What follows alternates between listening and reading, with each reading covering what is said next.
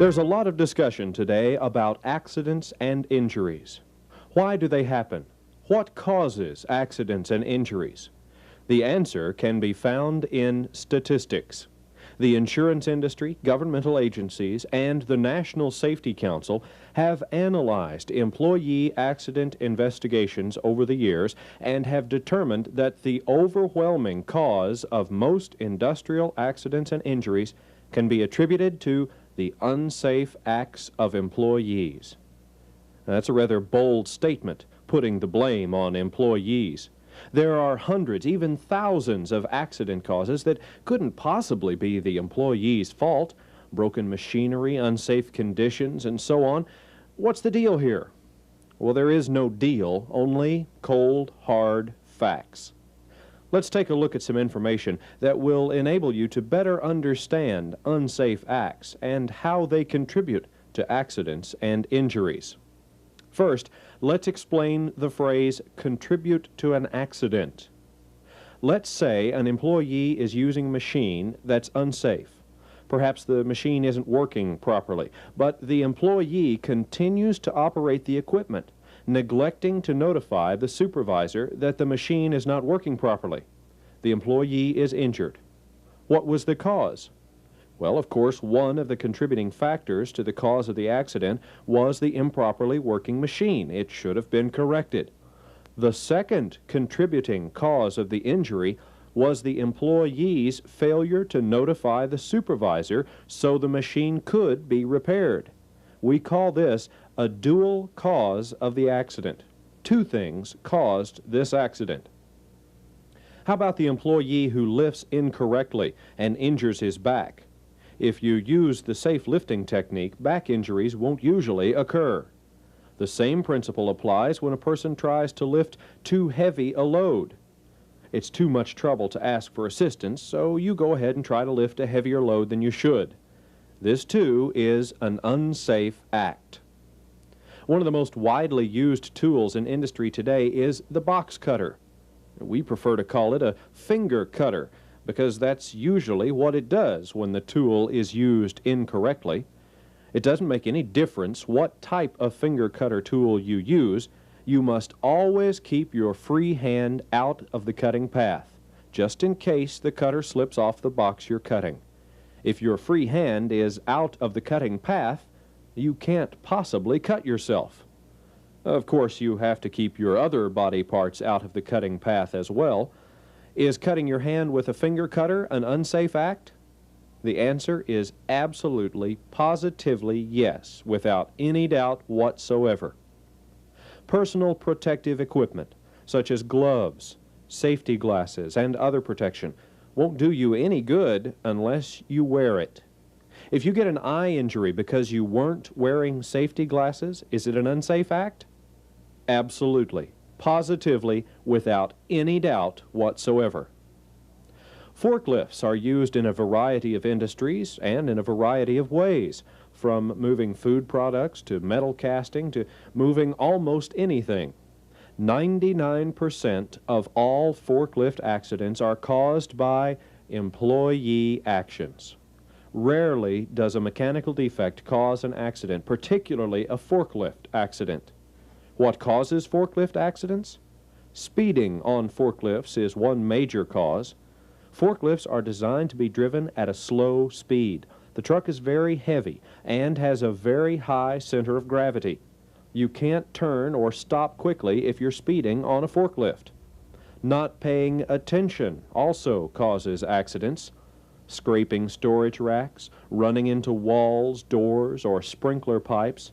These and many more accidents are caused by the unsafe acts of employees. Unsafe acts can mean many things, such as taking a shortcut, not following company safety rules, disregarding established procedures, or just not thinking about the job you're performing. The word negligence often creeps into the unsafe act arena. How about running at work? Could this possibly be considered an unsafe act? Well, if the building is on fire and you're running for your life, probably not. However, if you're running to do something and you fall down or you knock someone else down, Absolutely, positively, without any doubt whatsoever. Okay, you've gotten a fairly good idea about unsafe acts. Is it really an employee's fault every time an accident occurs? Based upon statistics, 85 to 98% of all accidents are caused in whole or in part by the unsafe acts of employees. The second thing we want to discuss is the word fault. When an accident investigation is conducted, fault or blame is not used. Accident investigation is merely fact-finding to determine the cause of the accident. When a cause is determined, corrective action can be taken. If the employee's unsafe act caused the accident, then corrective action can be taken, such as explaining the cause and what action should be taken by the employee in the future to prevent a similar incident. If it were a dual cause and a machine needed to be repaired, then this corrective action would also be taken. One of the most important aspects of accident prevention is just that, to prevent accidents before they occur. The information gained during an accident investigation helps prevent future incidents by determining the cause and making corrections.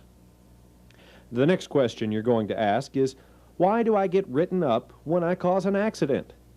Well, the answer is quite simple. In today's work environment, with laws, OSHA, and sound business principles, written documentation is a necessity. Don't look at it as being written up. Look at it as training. There have been thousands and thousands of injuries directly caused by the unsafe acts of employees. And there's been no follow-up, no counseling, training, or documentation on these injuries. The injured employees were shortchanged. Shortchanged because they never did learn what they did wrong, so they probably kept on doing the same thing because their supervisor didn't explain what corrective action was necessary. Any employee who contributes to an accident or injury should be given a safety counseling. This counseling should be written on a counseling form explaining exactly what unsafe act contributed to the accident and what corrective action is expected of the employee. And the employee should be given time in which to correct the unsafe act or behavior. It's not disciplinary action, but training and understanding. Should an employee continue unsafe acts or unsafe behavior, disciplinary action may be warranted because the company is responsible for all employees and cannot tolerate those persons who refuse to work and act safely. It's really simple. If you take safety seriously, follow safety rules, and work and act safely, you won't have to worry about accidents and injuries.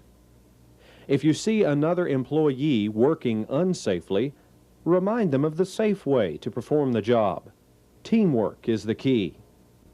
You have safety rules, job procedures, and certainly you can use your good judgment to perform your job in a safe, efficient manner. Safety isn't complicated, but it does require an effort on everyone's part.